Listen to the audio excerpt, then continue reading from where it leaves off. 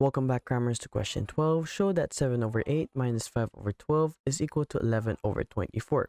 We can see that the denominators are not the same, so we have to find the lowest common multiple of 8 and 12. Now, the lowest common multiple of 8 and 12 is 24. Now, we have 24 divided by 8 gives us 3. So 3 times 7 is 21. And we simply write the subtraction. And 24 divided by 12 gives us 2. So 2 times 5 is 10. This is equal to 11 over 24.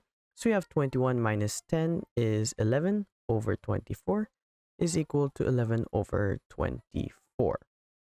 Find the highest common factor of 130 and 208. Show you're working clearly. So if we write the values down here first, we can see that they're both divisible by 2. So if we divide both by 2, we see 130 divided by 2 is 65.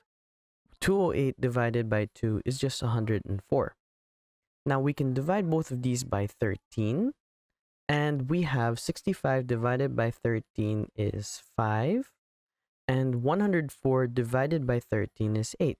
Now we can see that 5 and 8 cannot be divided by the same number. That means that these we simply multiply to get our highest common factor. Because since 2 and 13 are our factors, we cannot get any more factors from 5 and 8. So that means when we multiply 2 times 13, we get our highest common factor, which is 26.